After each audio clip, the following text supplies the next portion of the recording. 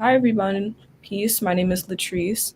I'm in my second year of college. I go to Howard University. My major is Afro American Studies, and my minor is Women, Gender, and Sexuality Studies. Like I said, I'm from St. Paul, Minnesota. I'm very proud to be from this city, and I do Pan African organizing both here at home and then also in DC, which is also where I met Dr. Kim. So I'll just pass it on to her. Thank you, Latrice. It's really good to be here in community, the IBFA. I'm Kimberly Monroe, an organizer here in Washington, D.C. with Pan African Community Action. We organize in Southeast D.C. around community control of police. And I'm also a professor of history and Africana studies at Trinity Washington University. Again, really excited to be here and to learn from the elders. And I will pass it to Mama Synovia in the tradition of letting All our right. elders speak. Thank you so much. I'm so excited about this conversation. I'm Mama Synovia. Starting at the top, I'm a member of the National Hookup of Black Women, the Birmingham chapter. I'm also a yogi. I teach yoga in the community. I'm also a community activist, so I go wherever I'm called. I said earlier that I'm this chair, this rocking chair revolutionary, because I will never not be a revolutionary. Mm. So I started when I was younger, a lot of time having babies that I consider babies for the revolution. Didn't all turn out that way, but you know. Anyway, I've been in several organizations and I've retired from nursing. So I'm currently living in Birmingham, Alabama. And as I said earlier, I hold a space for young people. That's one of the things that we do when we get older. We hold spaces so that we can still sit in circles and hear the ideas and the actions of young people and support them, in the best of who they are, of course. So I'll stop with that. And I have six children and a 10th grandbaby on the way. His name is Zen, and he's in Mississippi. Peace and blessings. Thank y'all. Thank you. Okay. Well, And I other elders are Bazar Sada. yes, thank you, Mama. Again, thank you for being here. I am Zasada Shakur. I am the Director of Black Power for the International Black Freedom Alliance. I am also a member, a new inductee of the National Hookup of Black Women, the Birmingham chapter, where I get to be with my mama all the time. So it's I love it, and we're always just like Mama said, organizing. I don't know if we're not organizing, we're probably at the reggae club. But after that, we still go back to organizing because that's just like she said. It never stops. It never stops. There's no shortage of things that we can be fighting for. Mm. I'm also an educator, a particularly African centered homeschool educator with my husband Bomani. Um, like I said, I'm here to make sure that we are liberated in every way possible and to support each person's mission and getting us, liberated. It looks different from each one of us, and I'm here to support everybody in their way. Ashe. Ashe. Well, we're here to not only celebrate the work of the elders and those who are here today, but also those who have come before us and laid this groundwork, our ancestors, and those who have built a foundation for us to stand on in this struggle. And so this month is Black August. And within that tradition, Black August is a month specifically designated to pay tribute to the true heroes, the martyrs, and history of new African Black people in our struggle for liberation against the 400 years of violent repression, suffering, and exploitation that we've endured under the systems of bondage here in the Western Hemisphere and globally. Many important events and lives of people that occurred and contributed to our struggle fell within this month of August and coincide with our need to know, remember, and commemorate the people and events that have fed the flames of our struggle to yet be free. And so we think of George Jackson, W.L. Nolan, Jeffrey Joka Katari Golden, Okay.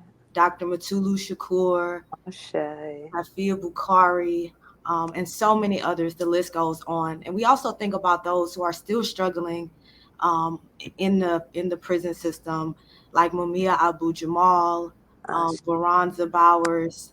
Oh, the list again goes on. And so today we're specifically here to engage in conversation around that and Assata Shakur, who many of us have met in our consciousness and intellectual journeys as activists and organizers. And so, with that, I'll pass it to Latrice to get us started. Yeah. So the first question I have for you, Mama Sinovia, is well, you told us a little bit about yourself and the different organizations that you're a part of, but I'm curious about how you became active in the struggle toward Black liberation. Like, what was that moment where you were radicalized and felt that you needed to take it upon Mm. yourself to engage in the movement? Wow. Wow. Okay. So that's really interesting. So I was in a relationship in in the 60s with a brother who was running from the draft. And he told me that there's this underground network that we needed to align with so that he could get from point A to point B without having to serve. That was my first, and I must have been maybe 19. Before that, I had been studying. Of course, I was way on a natural. Of course, I considered myself kind of a nationalist in many ways.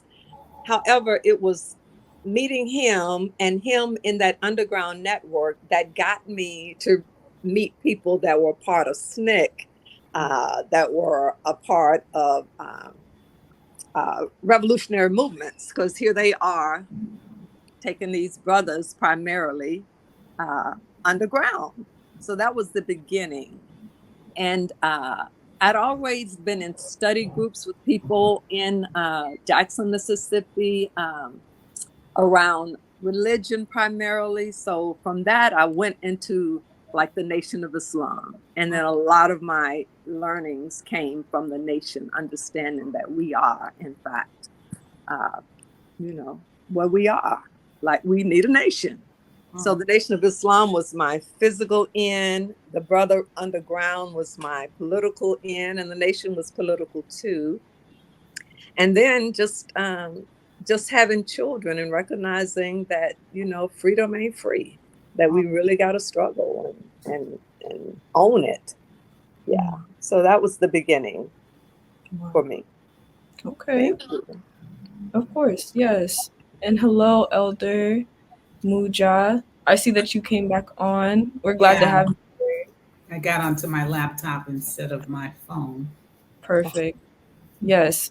Well, I hope this isn't like me springing it upon you, but we just started the interview question. So I just asked Mama Sinovia our first question, and so I'll just ask you the same one. Okay. And so could you tell us a little bit about yourself and how you first became active in the struggle toward Black liberation? Like, when were you radicalized? Okay. All right. Well, thank you for the question and for the opportunity to be with you all. I really appreciate it. Um, in some ways, I feel like when I reflect back over my life in my early childhood, I realized that I always was a little different from my peers. And that I had had a sort of an interesting experience when I was about 7 years old. And I could remember looking up in the sky and just having that, what you would call like an existential experience of kind of deep wondering about like, what is this reality? So I, all through middle school, by the time I got to high school, in the late 60s, a lot of things were going on. The Black Power movement was very much alive, and of course, the Civil Rights movement had been very much alive. And so I got involved in a lot of the activities when I was in high school in 1968. We got involved with boycotting and sitting in, even at the high school and making our demands. um, I graduated from high school. And also my father had been someone, both my mom and dad were Christians, but my father in particular was very open.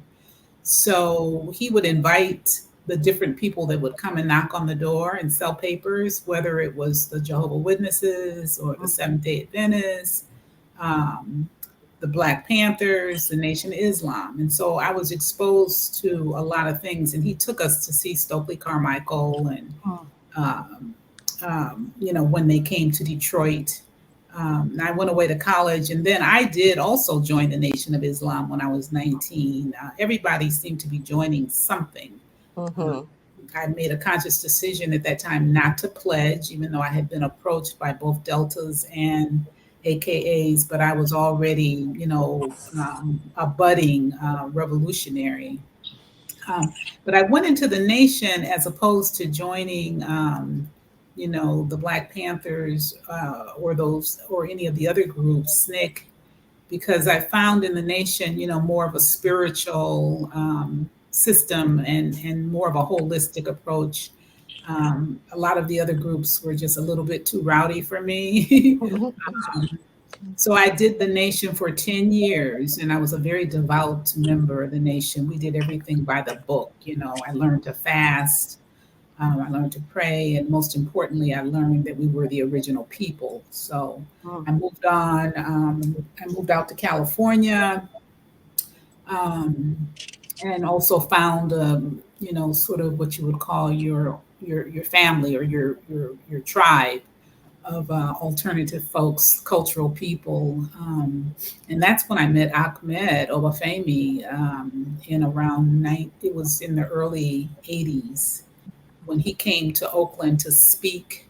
And I happened to be there along with a whole bunch of other people, but some kind of way we connected. So whenever he would come to the Bay Area, I would typically host him. He got me involved with the New African. Well, I never really joined the New African Independence Movement, but I was on the fringe of it for many years. But he did get me involved with the movement to free political prisoners. Mm. And that's where I learned a lot about nationhood and the counterintelligence programs and all of that. And again, I put my heart and soul into it for 10 years and worked to free Geronimo Pratt and learned a lot.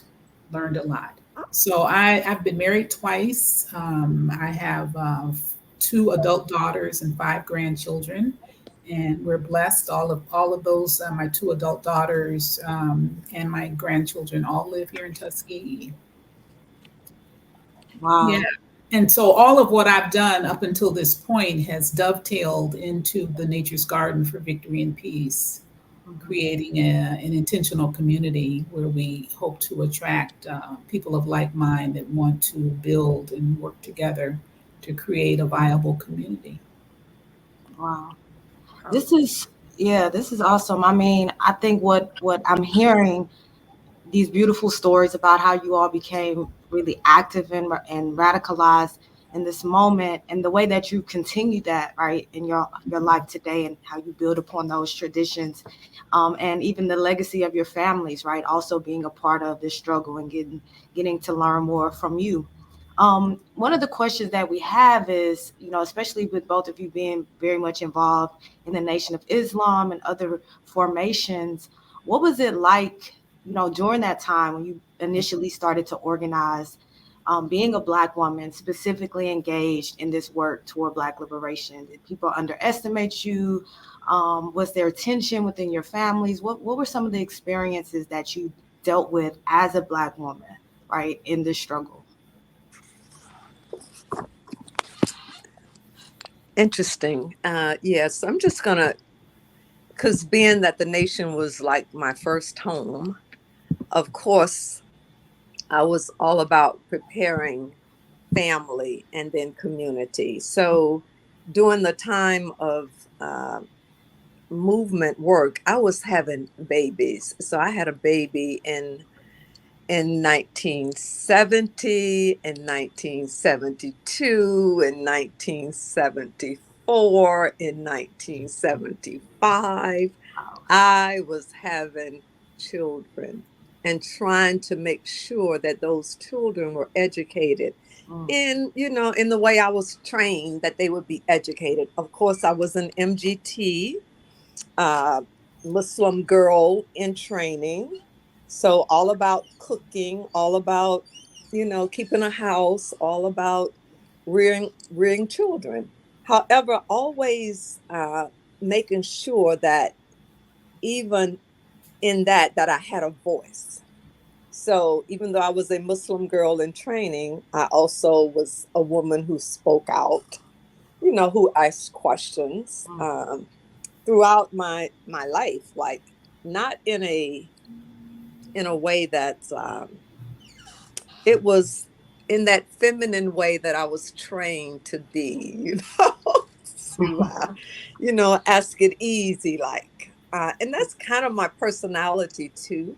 But I've always been involved in people who are uh, conscious about women's involvement, even in the nation. mm, So the people that I was around in the nation, one was my husband, Curtis Muhammad, who was also in SNCC, who was also in community, mm, who understood the necessity of women being out front. mm, So even when I didn't want to be, and I got to change a diaper and nurse a baby and fix the food, be out front, speak up, because all of that's valuable.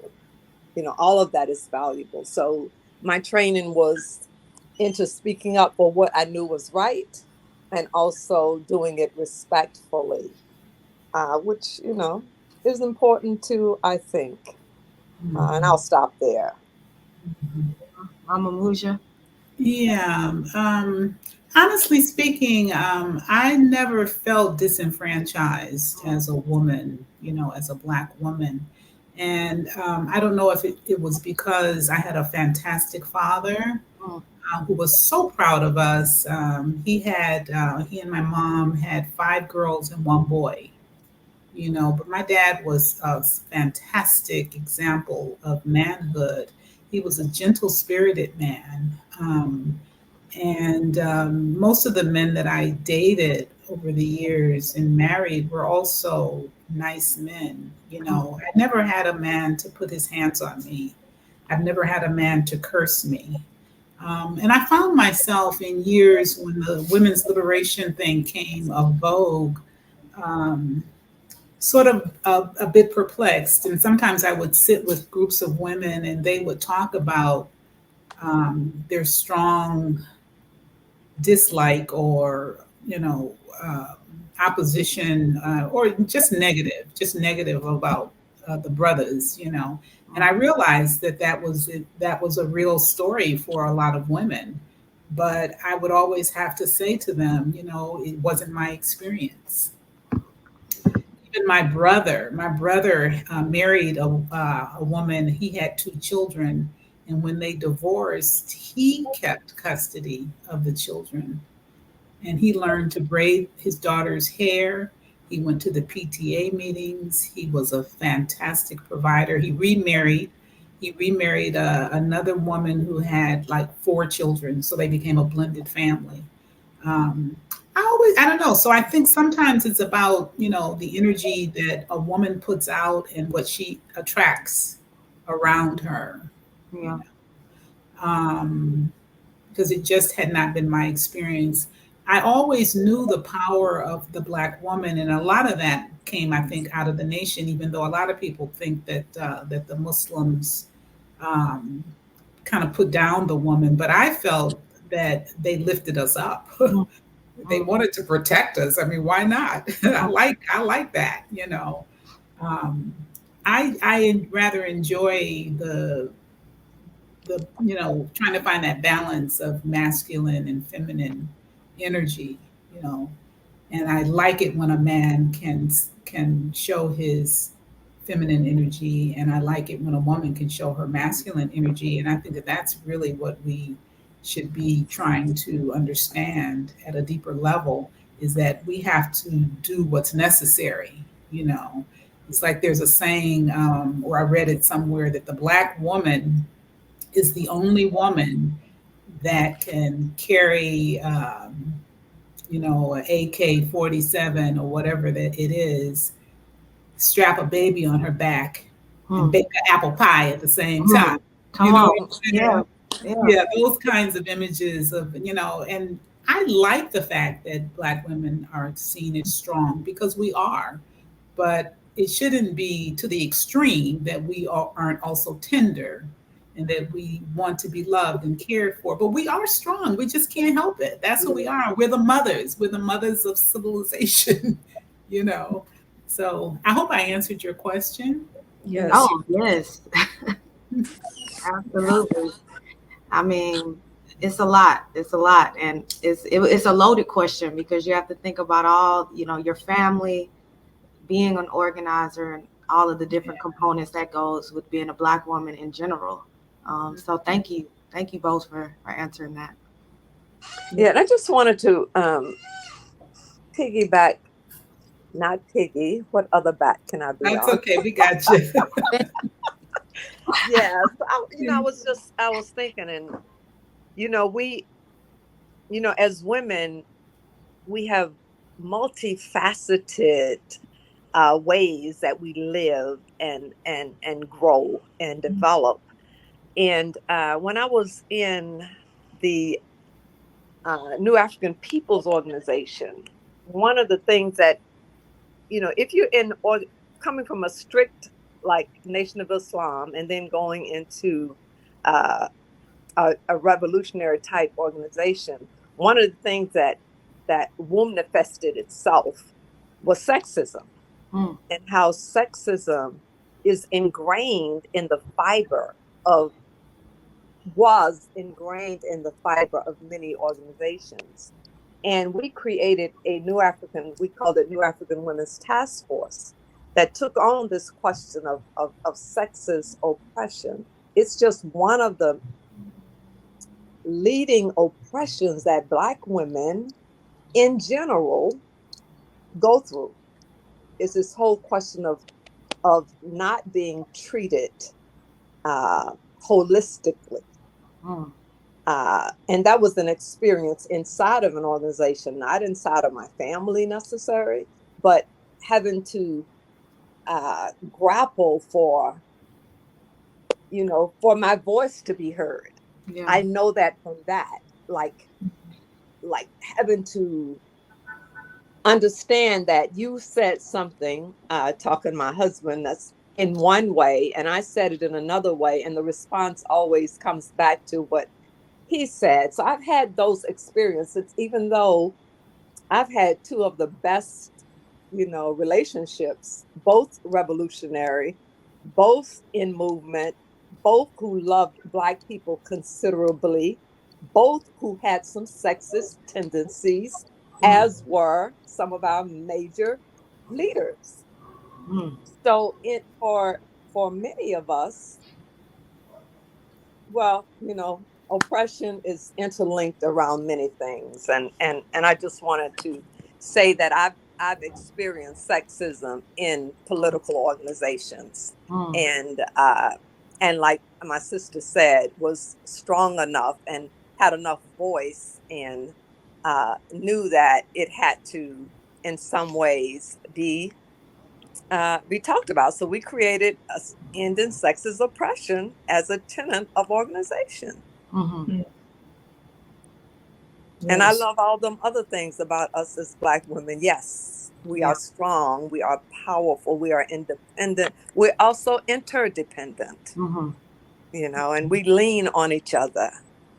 So, yeah, I just wanted to add that, just in terms of what on a political agenda sometimes what happens. Yes.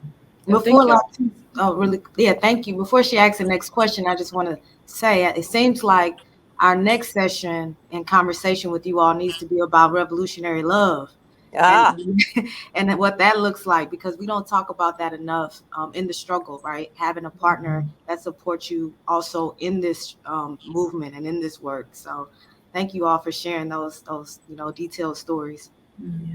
Yes. I agree. Thank you all both for sharing that. And it made me think about like the commitment to Black liberation. Like, what does that entail?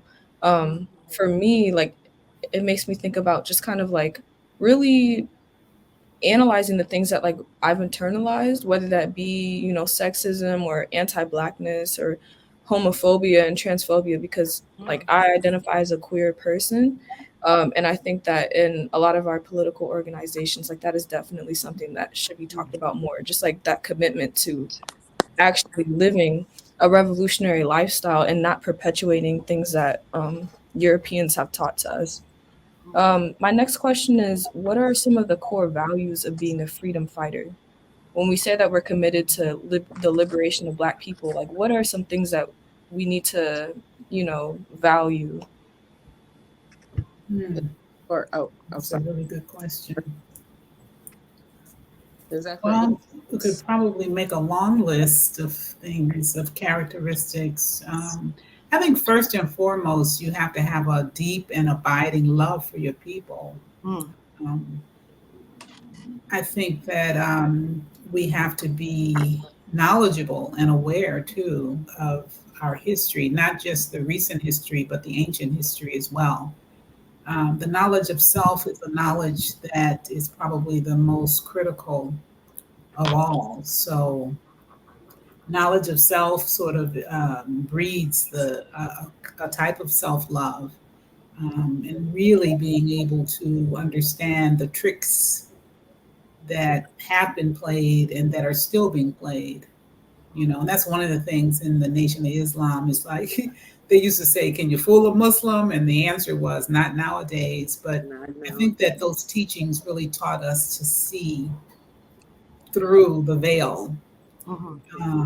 And it's a lot of things that I watch on the news on a daily basis, and I'm already saying, you know, like what's even like this recent thing in Hawaii. You know, my mind automatically is saying, yeah, that was probably done.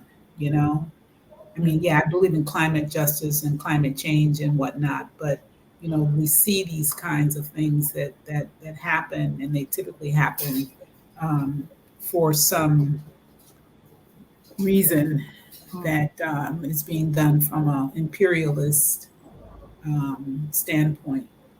So, though, you know, I'll start the list off by saying self knowledge, Mm.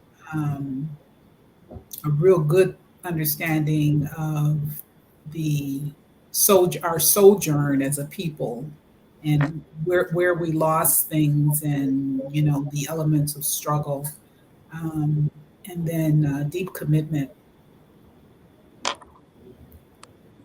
Mm, yes, I would ditto that. Um, all that she said. I think it's, when we said we were talking around Assata, I went back through her book, and I'm just going to Mhm. share one of the things that I think speaks to one of the things that I would uphold is that we cannot be afraid, Mhm. that we have to stand up, that we like intolerance. But she said, every day out in the streets now, I remind myself that Black people in America are oppressed. Mm. It's necessary that I do that because people get used to anything. She says, the less you think about your oppression, the more your tolerance for it grows. After a while, people just think oppression is the normal state of things. But to become free, you have to be acutely aware of being a slave. Mm. I Mhm. think it's just, What page so is that much, on? I want to. so I much like. is happening. That's uh 262. Okay, thank you. That we live, I mean, if you look at the prison system, if you look at all the killings of Black men and Black women by police brutality, if you look at these things, if you look at racism, there's an innate thing happening in this country around us, Mm. which, I mean, we're doing great in many levels, but here we are at Black August, and Black August probably should be every darn day, because something is always happening. Anyway, we just have to stand up and not be afraid, because anyway, yeah, standing up is important, like not backing down and doing it with sense, like sense, being having sense around our struggle, like having a commitment and being smart. And things are changing a lot. I mean, people are organizing now, like internet revolution, I think, is happening. So I don't know. I don't know nothing about that, but I think it's a good tool for organizing. So if we're going to organize our people, we have to understand who we are as individuals and organize our lives ourselves so that we can be authentic Yeah. about what's happening with Black people in America. Mm-hmm. And you mentioned earlier, and I don't want to forget this because I do have a memory kind of thing. You said you was international. You were in an international organization, like a global. It sounds global to me, and I think that's very important that we are uniting around, other people who are also just as oppressed, mostly Africans. But yeah, I'm I'm I'm complete. Yeah. Right. Yeah. You know, Thank I think that we're not lacking access to values, because we Mhm. have those seven primary principles of Yes. Ma'at. We have that. I mean, the 42 negative confessions, but we have those seven principles of Ma'at. And Yeah. then we also have the principles of the Nguzo Saba, that if we Yes. would just truly embrace those and really struggle to live those principles. Yeah. One of the things that I think is really, really key that often gets overlooked is the deep transformational work that each individual must do, mm, which I think is why it's difficult for us to unite at this point. Every time we try to come together, there's some kind of fallout that happens, Mm. even in our personal relationships and communications with the people that we love the most. mhm, mhm, We don't listen very well. We're triggered by so many different kinds of emotional things, and we don't know how to have a sit down and a real insightful, loving, caring, but critical conversation with each other without divorcing. You know what I mean? Mm. So that's one of the things that I'm really committed to trying to bring into this intentional community is that there would be the expectation that people would fully participate in ongoing circle work, you know, but we prepare you for that. We don't just throw you in there, but there's a lot that has to be said and understood, like about the ground rules, mm, you know. Um, but we just really have to learn and get our egos intact and let things kind of start to roll off of us in a way because we know that we're not as articulate as we need to be when it comes to loving each other and being able to correct one another mm. from a loving space. We haven't been taught how to do that. Yeah. So I think that's an important value. Yeah. Mm-hmm. Yeah. If we're Yeah. going to build unity, we've got to be able to stick it out. We can't keep starting, stopping, you know. Mm-hmm. Yeah. What I'm hearing, just to kind of summarize some of what you both said is knowledge of self, absolutely, a deep commitment and love, for yourself, but also for the people, and standing up, right, in terms of having principles and an analysis against this fight, and within this struggle. And Mm-hmm. so, Mama Synovia, you brought into the space Asada Shakur's autobiography, which I also have right next to me. And so I think is a perfect segue into the questions that we have centering Assata Shakur in this conversation. This is the Action for Assata campaign. And so I'll just, ask both of you, how did you come to learn about Assata Shakur? How has she impacted your political and ideological worldview? Yeah, so I'll start. I did, of course, the first time I heard Asada's name, remember, y'all, I'm in Mississippi in the woods having babies. But my mother was a teacher at Rikers Island. And when Asada was there, she called me and she said, "You know this Joanne Chassamar?" She said, "I met her." She said, "Y'all got to be careful with this black thing." You know, she was just talking her up like really, like people are really watching her. And that was my first inkling kind of thing. And then, of course, I get a book, I read it, and then I go to Cuba and I meet her in her now she's there uh, thing. And I went as a part of an organization, a new African organization, uh, to talk about, ironically, sexism in movement, and that's how I got to meet her. So we had a task force that went to Cuba, and then it was around Kwanzaa too. We also talked about the principles of Kwanzaa. So that's the only time I've actually met her and actually had conversation around struggle, and she's definitely she's powerful. She's powerful, and we are so blessed that she's still here. Mhm. Uh, and just reading her book, I would put it on everybody's let's read list. Just and many of our lives kind of honor that, coming out of the civil rights movement, going into the human rights movement, and divesting. But even now, as I went back through it, I was thinking, wow, we should do poetry for Assata because she Mhm. writes beautifully. And Yes. some of those poems, I mean, they just clearly are educational in and of themselves. So yeah, but that's my mother first meeting her and talking to me about her, and then of course understanding, all the signs that Asada is welcomed here, those Mhm. things, just that political education around her. And Mhm. then meeting her, I was on a whole nother wow, you know, Yeah. human being. She is a human being. Yeah.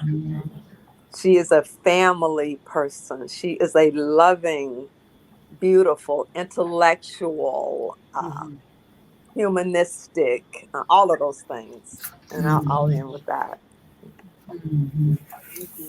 Yeah, I can't remember when I first came to know about her, but it was certainly intensified when I started doing the work to free political prisoners, and that was in the 80s. But I also had the opportunity to go there 3 times. The first time I went was with the Venceremos Brigade. Mhm. I don't know if you all are familiar with that organization, but that was one of the ways that you could go to Cuba without getting in trouble with the state. And she came and met our group, and as Mama Zenobia has described, I mean, she's physically very attractive. She had long, long locks, and there was a girlishness about her too. Even though she's this like amazing, powerful woman, there was something very soft and very girlish about her. She made you feel really comfortable. You didn't feel like you were with somebody like a superstar, which she is. She's more than a superstar, but I felt really comfortable in her presence. Um, Very kind. She came to my defense during one time when can't quite remember the details, but she would send messages. I think it was a thing about the role of the revolutionary. Like that there are these like really hardened people. That was one of the things that was really hard about the political prisoners work because a lot of the people that were involved, were ex-prisoners and they were still fighting over body count. There was still beef going on. Um, and with my background, like I probably came across as like a little young, naive thing, because I had never had a gun pointed in my face or a boot put on my neck. And that was exactly what somebody asked me once. They said, "Have you ever, had that?" And I said, "No." And those are the types of experiences that we need to understand about each other. When I was with the revolutionaries, I was seen as somebody naive and kind of, you know, so I don't know if that was sexism or because there were a lot of powerful women that would, that weren't being seen in that way. But yeah, Asada is just a multifaceted, multi-talented woman. I was so impressed with her ability to, she's been over there a long time, but she speaks fluent Spanish. And I always imagine that, God willing, that when she comes back Mm. home, and she still wants to come back home, even though she's been over there all these years, she longs to come back to the States. I just imagine that one day she'll be a force that could help to unite the Spanish speaking people Mm. with the Black people, or with the people of the new African people or the people of African descent. Um, and so I long for that to happen, for her to return here. Um, so the other two times that I met her was during a time right 2000, 2001. And I was working again with Mama Sanovia's ex-husband, Ahmed Obafemi. And there was several groups of people that were organizing to have an international campaign, an international conference in Cuba to free political prisoners. Mm. And that was being sponsored by one of the government agency, OSPAL, in Cuba. And so I had the opportunity to travel over there, like I said, on two occasions. And Ahmed was, I guess he was living where was he living? In New York, or was he living in Alabama in 2000, 2001? Yeah, Alabama. Okay. So we traveled, I don't even remember. I guess we connected once we got there. I don't remember. But it was a very, very enlightening experience. And I was so blessed to just be in her company. She gave me a gift, I gave her gifts. I had taken two books over there, and she signed both of the books. One of them I gave to my daughter, and the other I kept for myself. And when 9/11 came about in 2001, they canceled the conference, so we never had it. But as you've said already, she's a prolific writer, thinker, poet. I love her. One of the poems where she is it's called "Carry It On." Ah, Carry on. That's one of my favorite. And I use yes. that tag a lot. Carry on the tradition. Carry on the tradition to freedom. You know. Yeah. Mhm. Yes. Thank you Well, both thank for sharing. Oh, go ahead. I just can't believe that y'all both met her. Like, my goodness, like that is so cool. Um, incredible. She's very feminine too, like she likes to wear jewelry and she puts stuff in her hair. Yeah, she's hard hitting and she tough, she's a revolutionary, but she's Yeah. also very feminine. what I would like to know is where were you both when she was liberated? When she was liberated, that was in 79 or something. 79. Yeah, November 2nd, 1979. I was in Detroit. I was living in Detroit, which is where I was born. And I wasn't aware of it. I wasn't aware of Mm. that whole piece during that time period. It's something about being in the Nation of Islam that sort of, you end up kind of having blinders on about whatever else might be happening. Yeah. Yeah, and I can't remember. I think I might have been back in New York. I was trying to look at having a baby, getting a divorce, what happened, where was I? And I'm not even. I'd have to do some math, and it would take me a moment. But yeah. Mm. Wow. Suzada, I know you wanted to chime Uh, in. Yes. If I, well, first of all, my elders. That's why I love my elders, y'all. They real. They're dope. They real, and they, like I said, they've lived this. So it just, they teach without even trying, because this is their life and their life's mission. And particularly, we thought, me and my husband thought about these three in particular. Mama Sukari, she's having some issues. She's way out in Jemison in the, on her family compound, so she does have issues sometimes with connection. But just how they've always kept Assata alive, whether they knew it or not. Just being around them, they exude that. And I'm just so grateful to be able to have them on the campaign, first of all. I mean, just like I said, people who have actually met her and touched her, and as well, I'm sure she got a lot from them as well when she met them, because we do understand the power that Black women have in these movements, particularly the Black liberation movement. Yeah. Um, I don't think Assata's name should ever be forgotten. Mama Mudra, I'm glad that you did say that she does want to come home. Me and my husband had that conversation. I'm like, she probably don't even want to come back here after everything Oh, went through while she was here. But to hear you say that, yes, she does.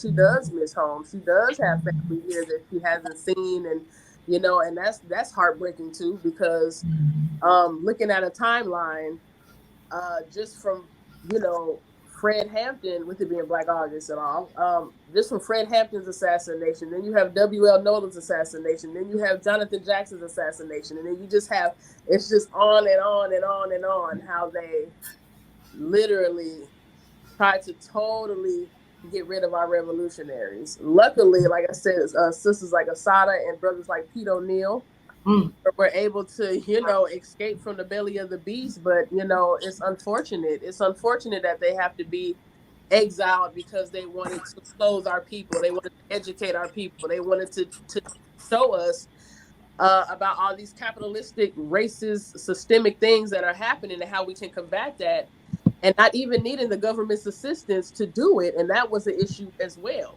For them to totally have to illegally infiltrate all of these organizations because basically we wanted to get free is one of the most crushing things. And the fact that our children don't know about them. We asked an adult actually the other day. They didn't even know who Malcolm X was, and it made me think about a lot. It made me think about that. They are trying to bury our history, and we. And I always talk about, the vanguard, which Assata was, which Matulu was, which a lot of our revolutionaries are, and it's our job to protect it. It's our job to mm, protect this legacy, yeah. because we are in 2023. We are still having this conversation. Everybody hasn't forgotten about it. Oral tradition is our best tradition, of our greatest traditions. And I just, anybody who's coming in or watches this, I really, really, we need you to sign up for this campaign. Like we just heard, Assata wants to come home. She does, and she deserves that. The reason why we can do this work today. She's Yeah. a big reason why we can do this work. Her and her comrades, the connectivity, the unity that they had, the cohesiveness that they had. We need to eternalize that. We still can learn from that. I think what our elders, they're transitioning on. They're in their 60s, 70s or better. And when they go, a lot of that information goes with them, especially since we're not writing anything down, especially since we're not sitting at their feet like we should be doing, having those evening stories with the elders and the children, where this is mandatory. You're going to listen to what Big Mama and Big Daddy have to say, because this is your legacy. Mm, And this, I mean, Assata and her campaign and just the whole Black liberation movement, it's our legacy. It's remains. I feel it. Like I said, I've been a revolutionary. My dad been calling me little Angela Davis since I can remember. Before I even knew who Angela Davis was, I'm like, what are you talking? I don't know. And then it made me look her up. So even when I was in elementary school, I was like, resistance against this, against whatever this stuff is. It just don't feel right to me. And I don't, I feel like I should say something about it. So again, Mama Sonovia, Mama Mudra, thank you for sharing your stories. They're magnetic. They really are. I feel like I'm there with you as you're telling these stories. But also, for everyone else, like I said, please, the International Black Freedom Alliance, like Mama Zenobia said, it is an international, it's an international movement, which is why exiles like Pete O'Neill and Assata can be where they are now because they did have that international solidarity, which is very important. Sometimes we only think about what's happening here, but if we didn't have those connections, um, you know, Right. he'd be rotting in jail or in jail right now, just like a lot of our political prisoners who are nameless, but we know they're dealing with these repercussions of just basically wanting to be a free new African, um, which we're dealing with today too. So again, y'all go sign up, please, for the Assata campaign. Sign up for the International Black Campaigns. We need all hands on deck. We need all boots on the ground. Everybody could pick a lane, and there probably still would be no shortage of things that we can fight for. So let's get free, y'all. Do you have how many people are in the listening audience? So right now we're in recording, just having a conversation. Okay. We'll post it later on. Okay. We'll post it later. But we do Yeah. plan on people, seeing this live, and definitely what everyone had to say is very powerful. Yeah. Yeah. I I just want to say, I don't know in your minds, do you see Asada as Assata is an elder? So Mm-hmm. let's just be clear. I Mm-hmm. know for many she's still that, revolutionary flying, doing the work, but she also is an elder, as are many of those out and still behind right. bars. Yeah. That's right. Live, Yeah, Asada should be about 76 years old now. Yeah. yeah. So Had a birthday, yeah. Yeah. Yeah. yeah. It's really interesting as we talk about her, that wanting to come home specifically for family. I did recently see an interview that Kakuya, her daughter, did. She was almost in tears just thinking about how her grandchildren have never met her. And Yeah. so when we think about a revolutionary figure, we read the book, we hear the interviews, we also have to think about that family and longing in terms of that. In this Yes. struggle as well, because many of us become separated just by doing this work in general. So we can only think about what it's like being in Cuba for all of these years and separated from family and friends. That's You right. know, and Yeah. so one of the questions we do have is, what example do you think the United States is trying to make of Black revolutionaries like Assata Shakur? Right? COINTELPRO. I know we mentioned COINTELPRO very briefly, but the new form of COINTELPRO, this Black extremist identity, where it's even easier now for us to be surveilled and watched as activists and organizers. So, what example is the United States trying to make of her and others who are doing this work or have done this? I'm just going to say just quickly that there's an agenda. It's a standing agenda. When you think about Matulu and Sekou and all how they fought, how they had people at the parole hearings to make sure that they never see the light of day. There's an agenda. When you think about, and I don't think about Trump and all of that, but know that our sister had to go deeper. Like, it matters, the agendas. Mm-hmm. Mm-hmm. And I think any way to criminalize us is in the interest of higher powers. Mm. However, there's some internal work that we do. There's some safety measures that we take. There's some training that we have to be involved in. Like she said, I mean, the oppression is clearly clear. Yeah. So I think they have an agenda, and and Mm. and we should also have an agenda Mhm. Yeah. pro us. Mhm. Yeah. I would agree. And that agenda is so nefarious. It is so wicked. And it's been going on for more than 500 years. A lot of times we think that a lot of this stuff began with the North Atlantic slave trade, Mm. but it's been going on a long time. The Destruction of Black Civilization. There's a Mm, book on that one too. And The Stolen Legacy. These are all books that people should read to get a bigger understanding. And if I didn't learn anything in the Nation of Islam, and I did learn a lot, but I certainly learned that, and even coming out of a Christian family, we were taught that there was a war going on between God and the devil.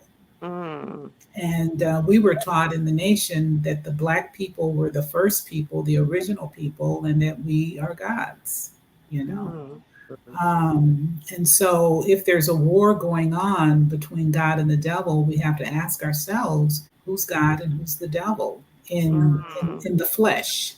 mm, And it doesn't mean that I never did believe that every white person was the devil, nor do I believe that every Black person is, you know, behaving as a God, because we know that there was a concerted effort to destroy our knowledge of ourselves. I mean, yes, Mama Sonovia, it is an agenda.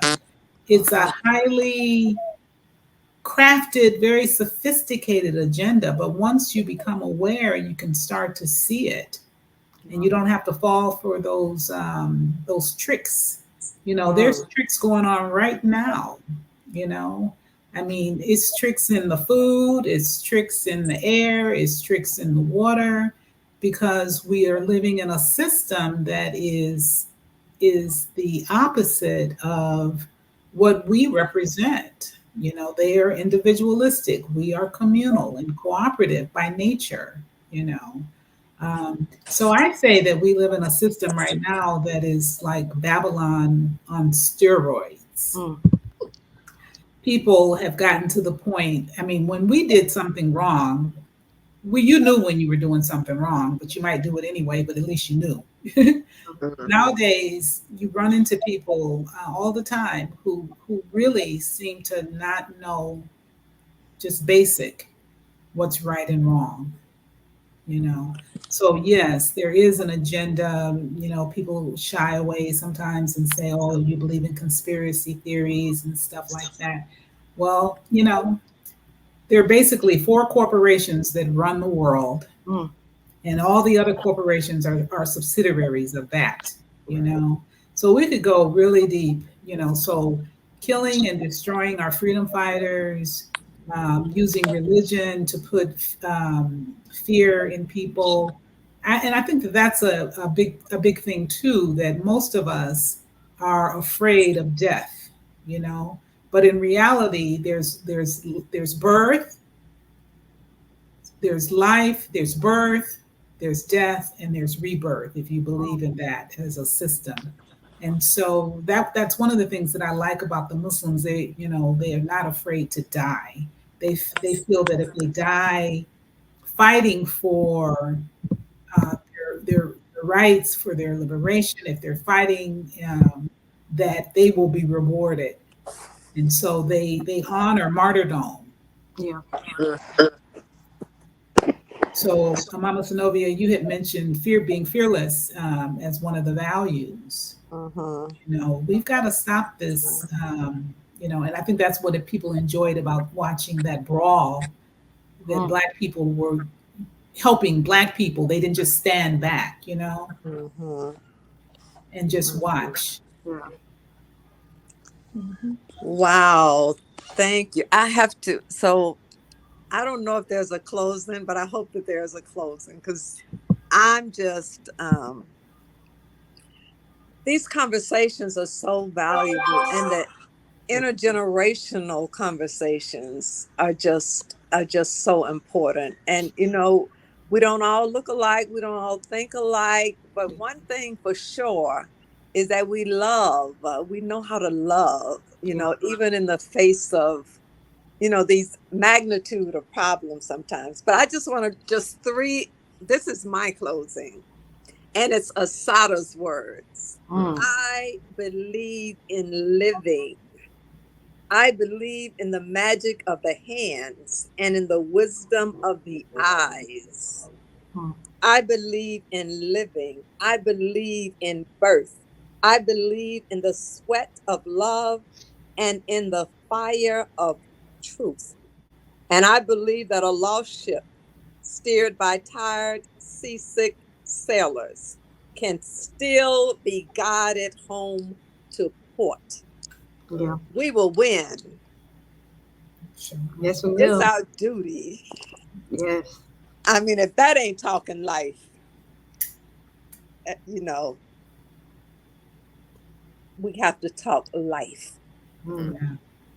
for our children, our grandchildren, our young folk. You know, it's just, I believe in life. And I'm thankful for this life right now, sitting here Yes. at my age. I'm grateful. I say. Thank Yes. you. I feel like that was a pretty natural closing. Yeah. Yeah. Mama Muji, did you have any last words to share?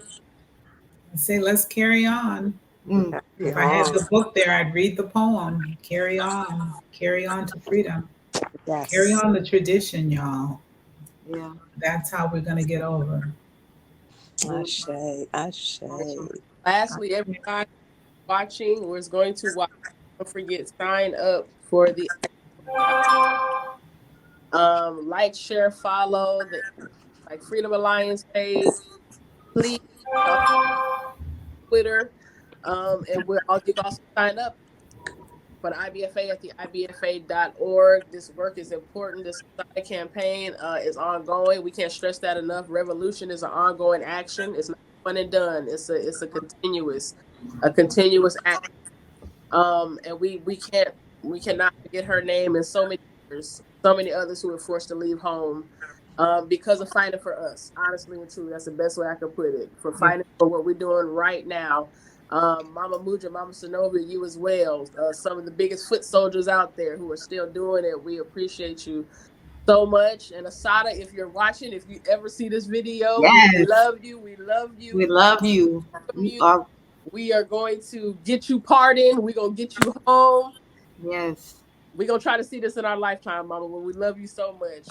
I say, y'all. Thank you. Ashe. Okay. Thank you. It was a pleasure learning from you all. Oh my God. Yeah. It was a pleasure to have been invited, and keep us abreast of the work, and we'll figure out ways to get plugged in. Yeah. All right. Kim and Latrice, y'all did an awesome job. Thank you so much. Thank you. I was a little nervous. And we're hoping that this could be a continuous conversation. Yeah, I think it should be. Yeah, we think it's going to catch. It's going to catch on. Like I said, multi-generational. Get some of our brothers in here too. Our Yeah. children Yes. here. Our youth. Yes, to see what's on our mind, to see how we can get cohesive and getting free. We got to talk to each other to be able to do that. Yeah, I Yeah. should also mention that I'm actually writing a book on Assata Shakur. I just signed my book contract with Princeton Press. It's called The Black Underground, Assata Shakur and Global Freedom Struggles. And I've interviewed some people who have met her. And so I would love to interview you Beautiful. all, one-on-one about your Beautiful. own radicalism and your experience meeting Assata and what that means to you. Okay. Beautiful. I'll get in contact with you. Okay. And I'm proud of all of you. Thank y'all so much. Y'all Yeah. are doing this. I love it. Thank you. Yeah. And thank you for bringing the youngest person here, because though that's the group right there that we got to really save. You Mm, know, they're Mhm. still young enough to be a little more pliable. You know, mm, and even though we don't give up on anybody, we never know. You know, when I mean some of our most profound and committed freedom fighters, like Malcolm, for instance, came out of a difficult Mm-hmm. experience. Mm-hmm. Right. Mm-hmm. So many. So thank you for your presence. What was your name again? Latrice. Latrice. Thank you so much, Latrice. Carry on, sister. I yes. will. Thank you. Thank you. Peace and blessings. All right. And love, y'all. Peace. Peace. All right. Peace.